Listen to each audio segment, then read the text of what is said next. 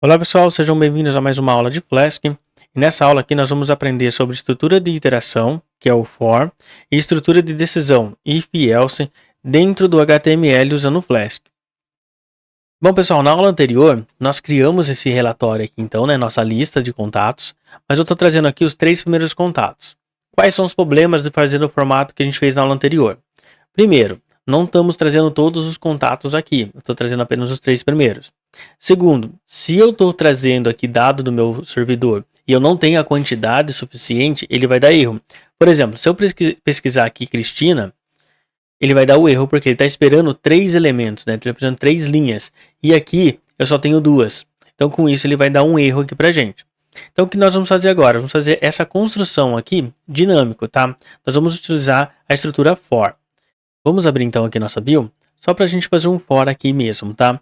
Então vamos pegar aqui, ó, for linha em dado, e aqui vamos imprimir a nossa linha, tá? Vamos dar um Ctrl S, aqui vamos pressionar um F5 e vamos voltar aqui, ó. Então eu imprimo toda a minha linha aqui. Então a ideia de fazer é essa iteração aqui e ir passando os nossos dados aqui. Então nós vamos passar, por exemplo, nome, e-mail, assunto. Nós vamos fazer exatamente isso daqui, ó. Linha.nome, por exemplo. Eu vou pegar só linha.nome e e-mail. Vou dar um Ctrl S. Aqui eu vou dar um F5. E aqui, nós vamos imprimir isso daqui, ó. Tô pegando o nome e o e-mail, tá? É isso que a gente vai fazer a iteração aqui. Então, ou seja, a gente vai fazer essa iteração, só que via HTML, tá? Usando o Flask. Vou fechar aqui então. Então, Ctrl S. Vamos ir lá no nosso template. E aqui a gente vai fazer a nossa estrutura. Em vez de a gente trazer aqui todas essas linhas aqui, ó, nós vamos fazer isso de forma dinâmica, ok? De fazer aqui a iteração dentro do HTML, usar uma estrutura for dentro do HTML, que nós precisamos fazer? Nós precisamos declarar o início do for, então for, aí eu vou passar aqui linha, que eu estou pegando uma linha aqui do nosso dado, tá? In context dados, ou seja, eu estou pegando aqui nosso dados aqui, em vez de eu passar cada elemento, eu vou pegar ele aqui numa linha. Depois que eu passei aqui o início, eu preciso declarar também o final. Ou seja, no Python aqui, no HTML, usando Python no HTML, eu não posso simplesmente fazer um for igual eu faço no arquivo Py. Eu tenho que declarar o início e também tenho que declarar o fim do for. Para isso eu vou fazer o quê? Eu vou vir aqui e declarar o end for. Então sempre que você iniciar uma estrutura dentro do HTML aqui, você precisa iniciar ela, o for, e finalizar ela aqui também. Vocês vão ver que o if vai ser bem similar, tá? Então, nós precisamos declarar tanto o início quanto o final para o for funcionar. E agora, nós precisamos alterar aqui isso tudo aqui para a linha. Agora eu pego aqui, vou copiar, e a gente vai colar em todas as células, né? Vou botar só mais uma. Beleza, vou dar um Ctrl S aqui. E agora sim, nosso for está completo. É só isso, ele já funciona, tá? Então eu estou fazendo aqui, ó. Para cada linha, dentro do meu contexto aqui de dados, eu quero que traga a linha, o nome dela, o nome que tem, o e-mail, o assunto respondido. Agora, quando eu venho aqui e pressiono F5, ele vai trazer todos os meus dados, tá? Eu tenho 5 dados aqui e ele está trazendo todos eles. E se eu pesquisar aqui, por exemplo, a Cristina, e pesquisar, note que ele não deu mais erro, ou seja, ele está trazendo só os 2. Se eu pesquisar alguma coisa que não existe, ele não vai trazer dado nenhum, também não vai retornar nenhum erro, tá? Vou pesquisar aqui o valor 0, ele vai trazer para mim todo mundo. Então com isso nós criamos a estrutura agora de forma mais inteligente, tá?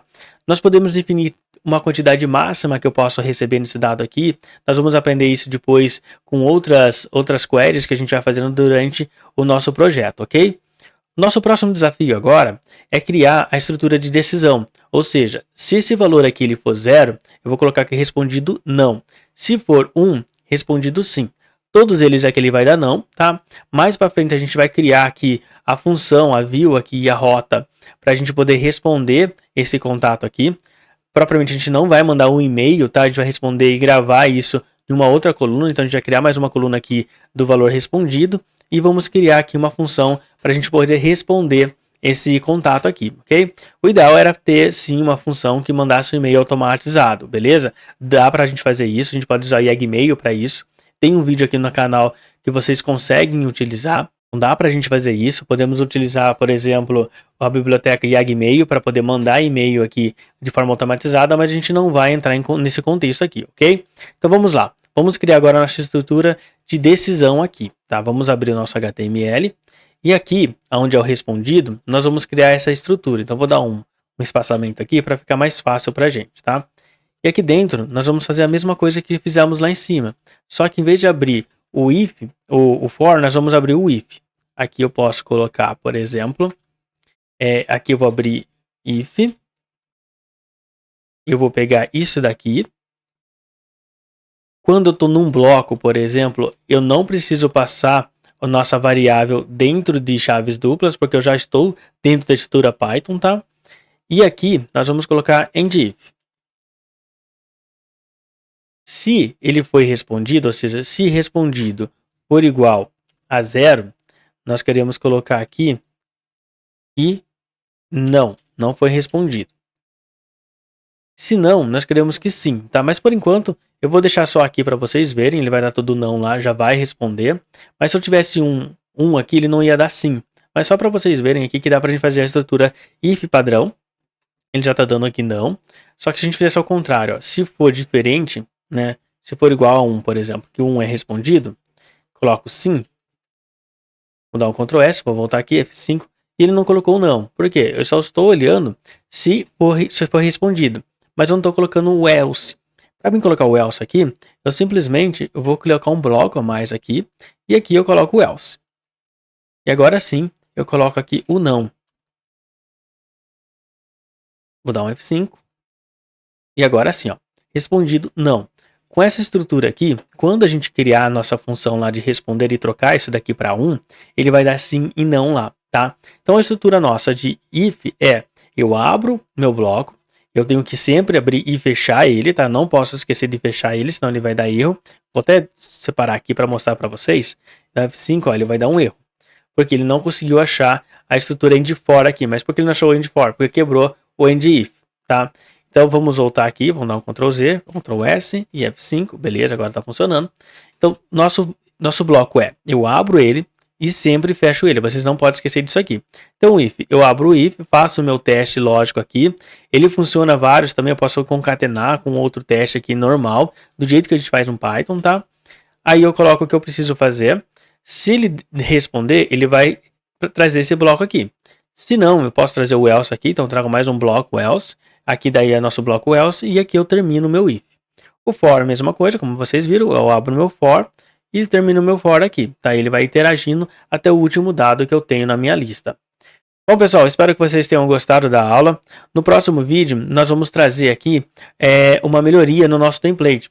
Se vocês notarem aqui, ó, o contato, o index e o contato lista aqui mesmo, ó, ele repete muito dados, tá? Nós podemos automatizar isso e deixar mais enxuto isso daqui. Nós vamos aprender na próxima aula como reutilizar arquivos HTML com o Flask. Vejo vocês então no próximo vídeo.